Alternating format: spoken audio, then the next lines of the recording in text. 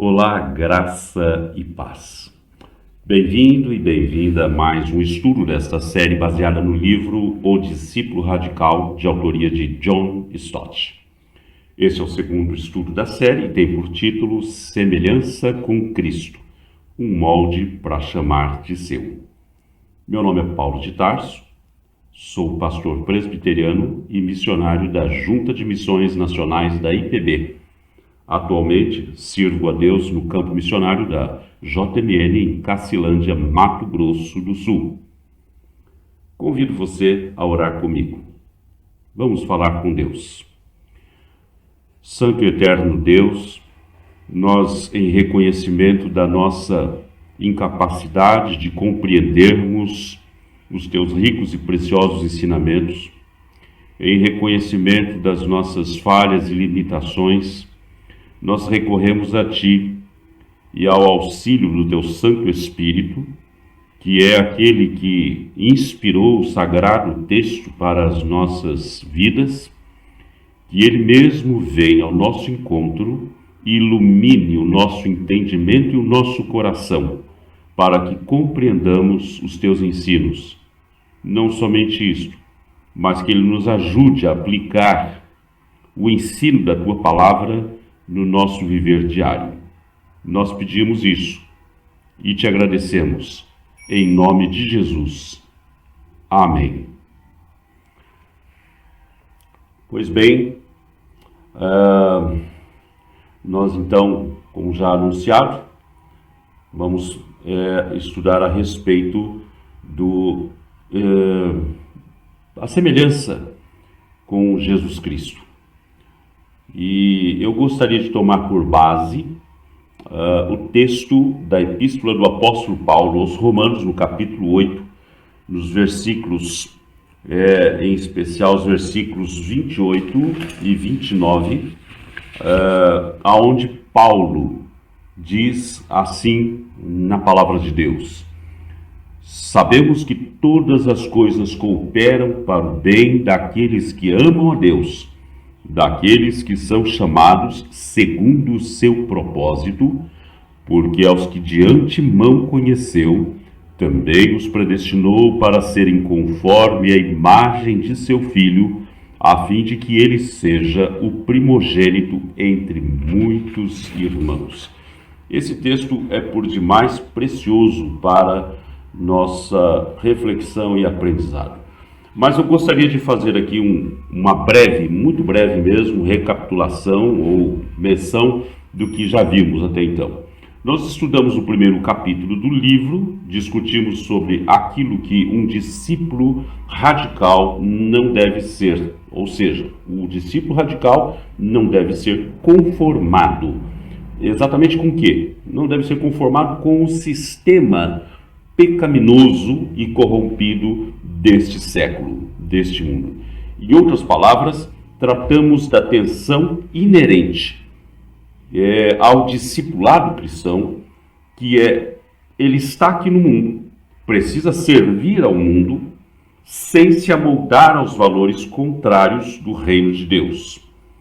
Mas as Escrituras, meus queridos e minhas queridas, não dizem respeito apenas ao que nós não devemos ser.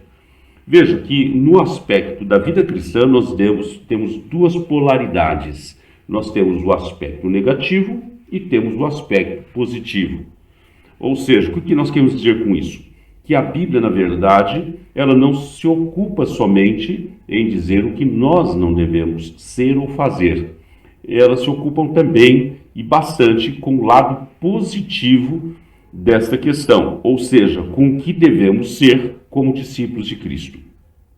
Nesse estudo, queremos tratar disso, ou seja, o nosso chamado a vivermos uma vida semelhante ao do nosso Mestre.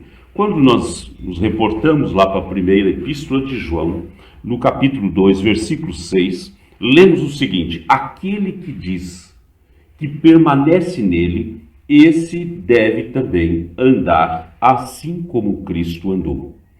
Em outras palavras, precisamos observar as pegadas de Jesus. Precisamos observar os passos de Jesus Cristo. o que Jesus fez e ensinou. E então devemos procurar imitar a Jesus e andar da mesma forma como ele andou. Agora veja que logo no início desse capítulo do John Stott compartilha conosco que ele gostaria de compartilhar o que tem feito a sua mente descansar ao se aproximar do fim da sua peregrinação na terra.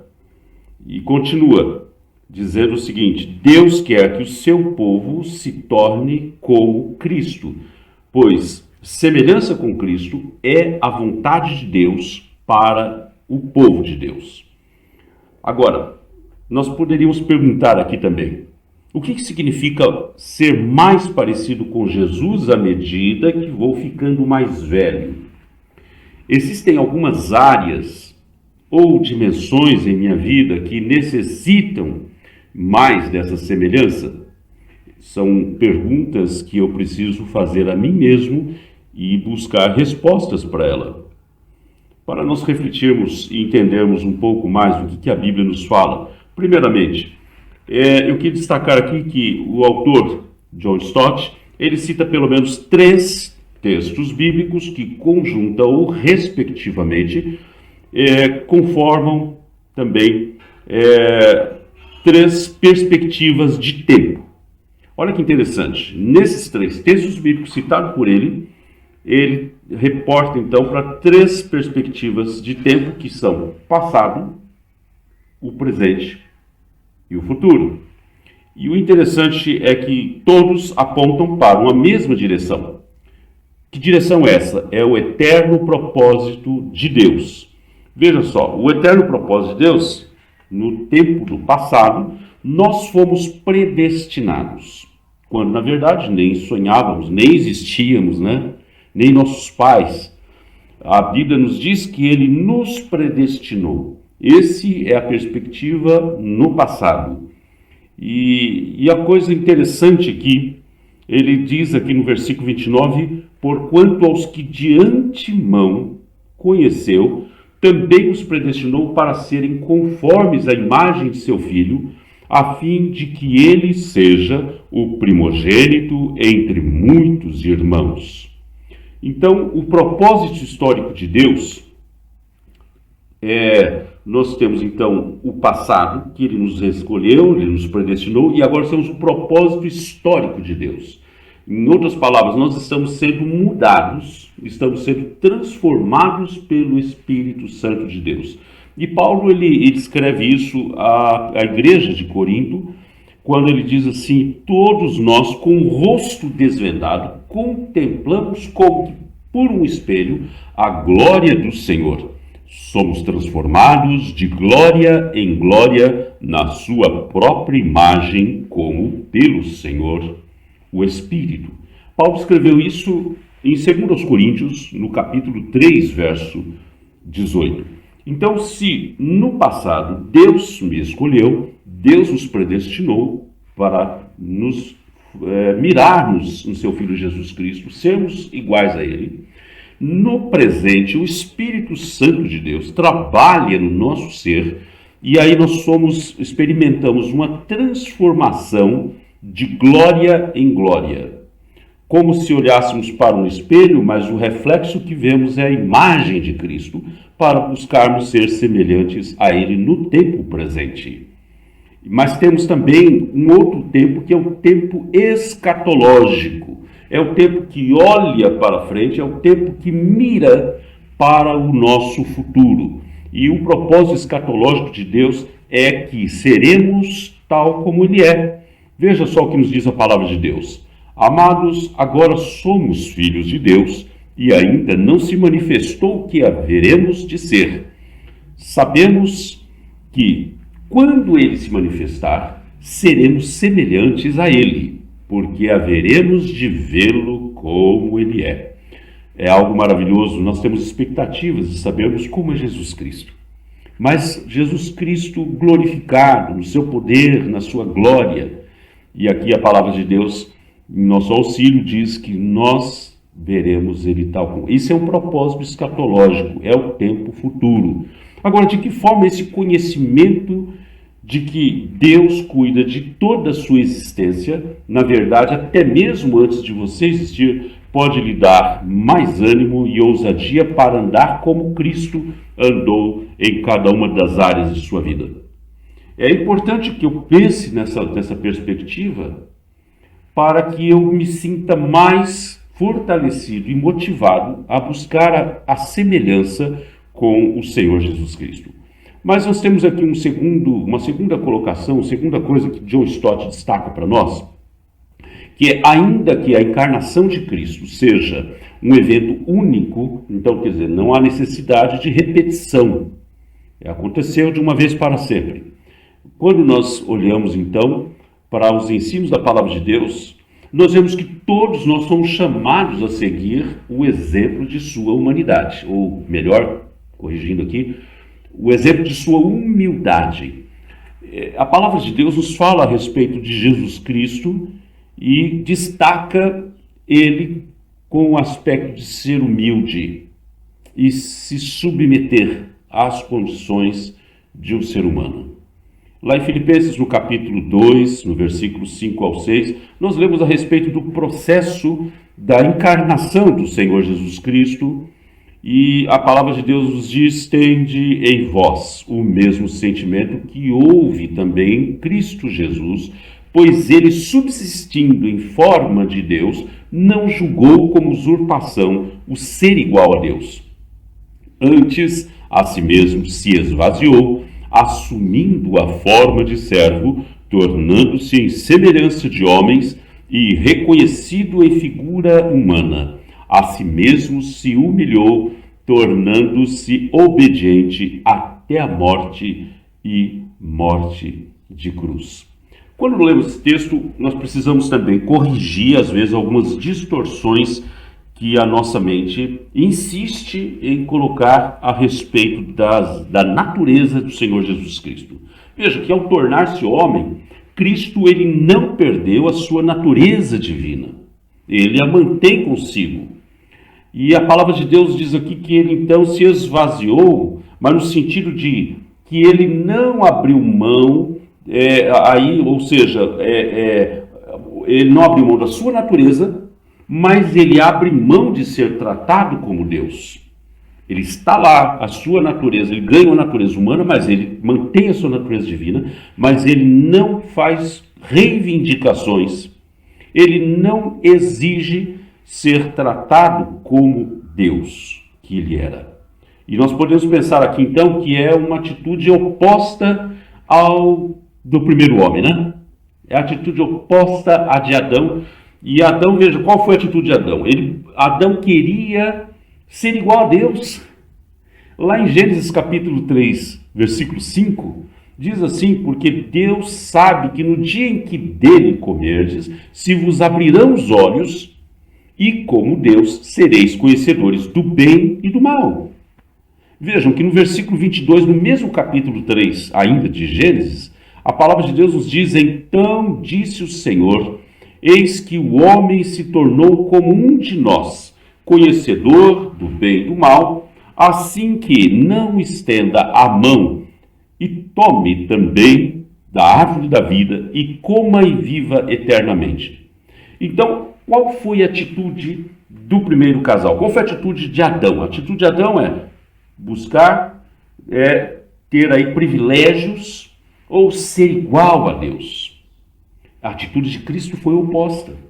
Sendo Deus, ele não exigiu ser tratado como Deus. Ele não abdicou da sua natureza, mas das suas prerrogativas divinas, mas ele abre mão de ser igual a Deus, de ser tratado como Deus. Né? E é interessante isso. Por que agora nós temos assim tanta dificuldade em imitarmos a Cristo, mas temos muita facilidade em imitarmos Adão? Por que nós nos deparamos com esse conflito dentro do nosso ser? Se nós passássemos a imitar mais a Cristo, a pergunta que eu faço é: quais seriam as implicações para os nossos diversos relacionamentos? Por exemplo, em casa, na igreja, no trabalho, na sociedade, na faculdade, aonde você se relaciona com gente, com pessoas. Quais seriam as implicações se nós reclamássemos para nós mesmos esse desejo, ou se passássemos a evitar mais a Cristo do que a Adão? A terceira coisa importante para nós refletirmos é que um aspecto se relaciona diretamente com a humildade de Jesus Cristo, que é a sua entrega ao serviço. Um dos exemplos mais fascinantes dessa atitude de Jesus foi o exercício do lava-pés. Agora está em um outro texto que eu acho que nós precisamos compreender ali no seu contexto, né? Porque às vezes parece um ato ou uma cerimônia que Cristo faz quase que sem sentido na compreensão de muita gente, quando não entende ali o contexto em que Jesus Cristo dá esse exemplo. Então, nessa cerimônia de lava-pés, na última ceia com seus discípulos, Jesus, então, ele faz isso e nos pede para seguir o seu exemplo. Diz-nos assim o texto: ora, se eu, sendo o Senhor e o Mestre, vos lavei os pés, também vós deveis lavar os pés uns dos outros, porque eu vos dei o exemplo, para que, como eu vos fiz, façais vós também. Veja só que nós sabemos que o trabalho que foi assumido por Jesus Cristo naquele momento de lavar os pés não era como, de repente, em pleno século XXI, no terceiro milênio, aqui, 2021, eu viesse fazer isso aqui ritualmente a alguém. As pessoas não entenderiam isso e não tem praticamente muita coisa de humilhante eu fazer isso agora. Sabe por quê? Porque naquela época, quando Jesus fez, veja que Jesus, então, ele se identifica, ele é Senhor e Mestre dos seus discípulos, mas, quando ele, então, se despe e se envolve numa toalha, começa a lavar os pés aos discípulos e enxugá-la com a toalha que ele estava lá usando, na verdade, ele estava se igualando a um escravo, ou fazendo um trabalho, fazendo um serviço que não era para qualquer pessoa fazer, e muito menos o Senhor e Mestre. Aquela era uma atividade que era para os escravos, que eram obrigados, era reservada para eles fazerem. Então, assim, Jesus nos ensina e mostra que não devemos considerar nenhuma tarefa simples ou humilhante demais. O que na nossa cultura, muitas vezes nós nos deparamos e lidamos com situações desse tipo. Pessoas são preconceituadas e discriminadas, talvez por, às vezes, até atividades que desenvolvam na sua profissão e para buscar o sustento de sua casa. Agora eu pergunto, o que na nossa cultura poderia ser considerado como semelhante a esse lava-pés de Jesus? Ou seja, fazer aquilo que ninguém quer fazer por ser, quem sabe, humilhante demais. Quem sabe a pessoa ficaria envergonhada de se expor e quando perguntado o que você faz da vida, tem pessoas que se sentem constrangidas. Qual seria essa atividade ou essa profissão na qual a pessoa se sentiria assim? Naquela época, quando Jesus lava os pés aos discípulos, então revela que os seus discípulos deveriam imitar o seu exemplo de humildade. Não é para eles saírem lavando os pés ali, literalmente, às pessoas, mas eles serem humildes, não quererem ficar num pedestal, se julgando uma casta privilegiada e não posso fazer isso porque eu sou discípulo de Jesus Cristo. Mas Jesus disse que aí nós deveríamos imitar o seu exemplo. Jesus se faz ali nessa atividade como um escravo. A quarta coisa que nós observamos aqui é que na base de todo serviço, evidentemente, seja ele qual for que você realize, é importante, está aí na base, o amor. E é por isso que Paulo nos convida a sermos semelhantes a Cristo, andando em amor como ele nos amou e se entregou por nós.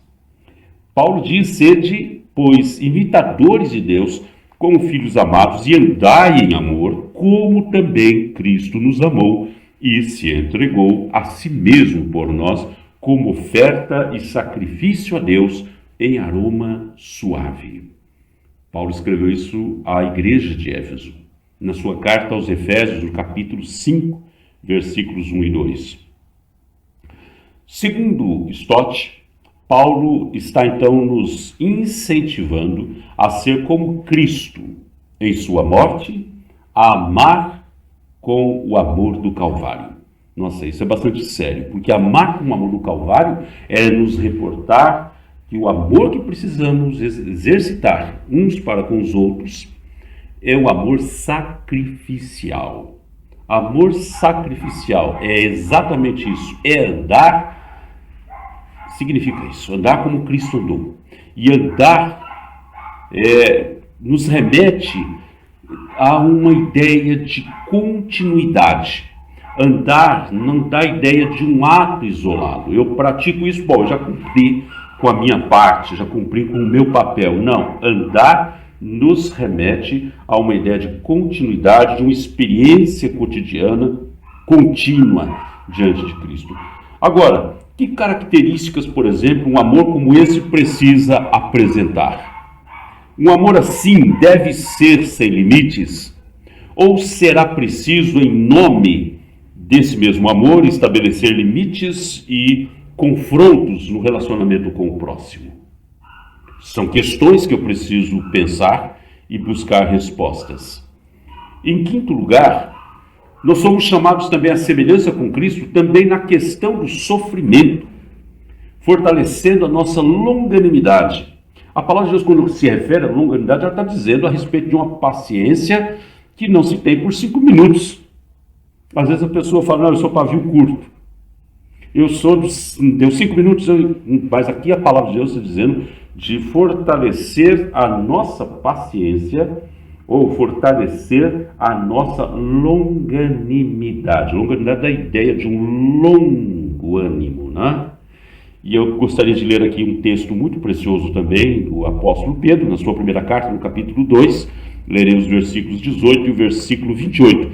Pedro diz o seguinte: servos, sede submissos com todo o temor ao vosso Senhor, não somente se for bom e cordato, mas também ao perverso.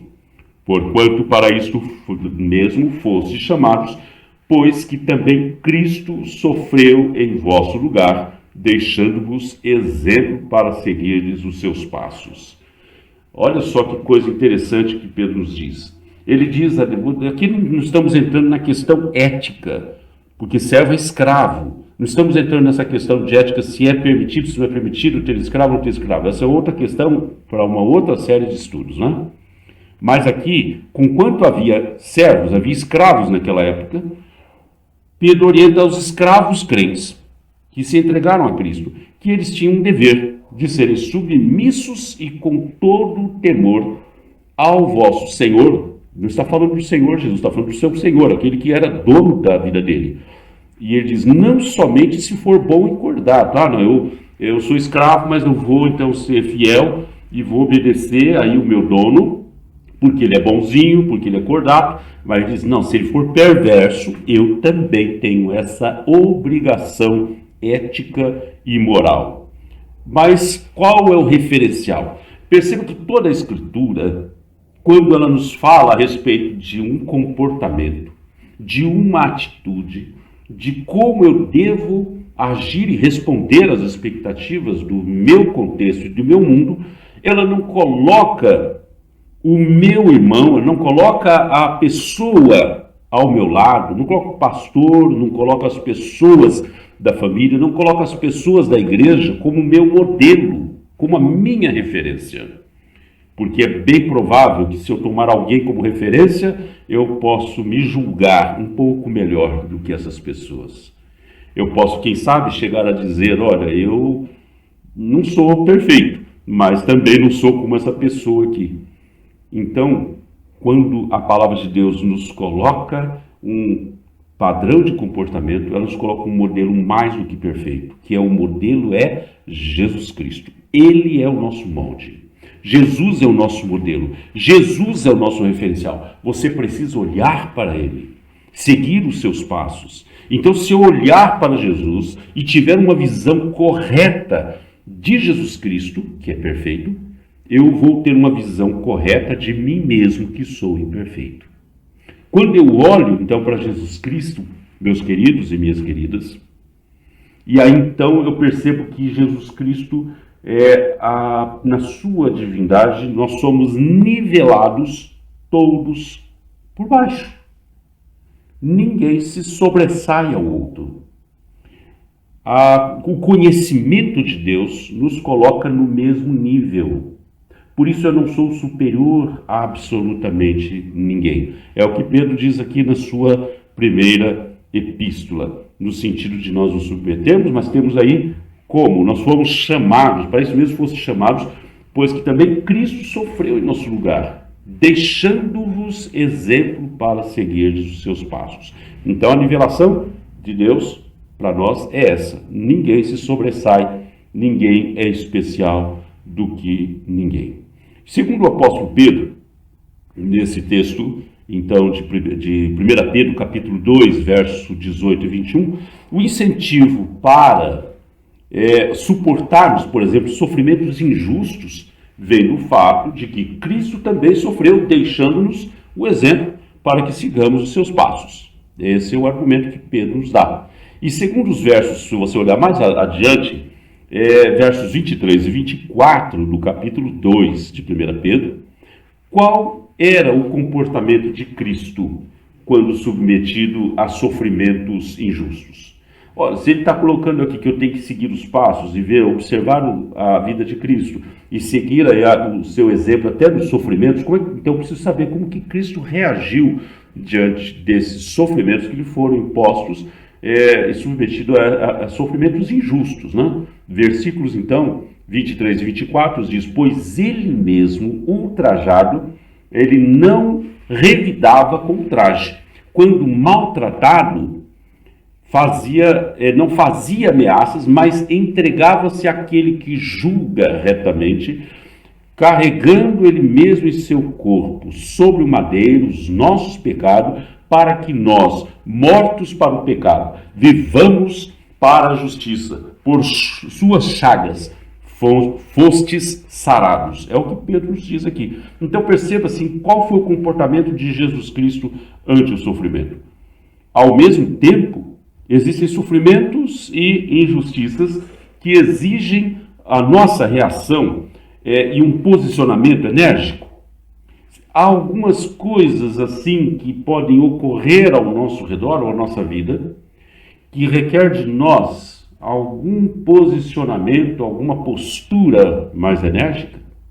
Como é que eu posso pacificar essa aparente contradição? Eu preciso repensar, muitas vezes, determinadas atitudes na minha vida. Em sexto lugar, qual deve ser, no caso, o modelo para a nossa atividade missionária?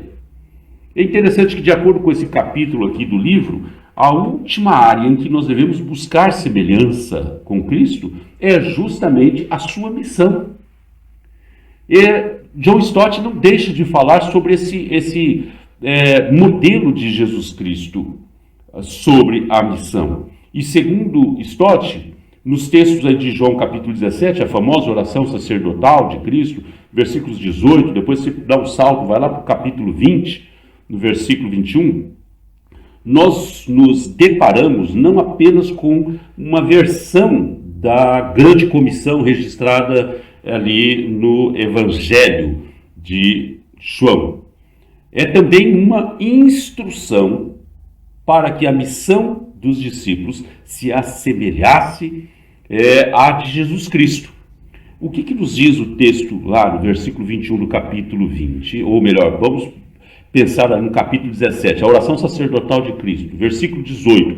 Ele diz: assim como tu, ele fala, Jesus está orando ao Pai.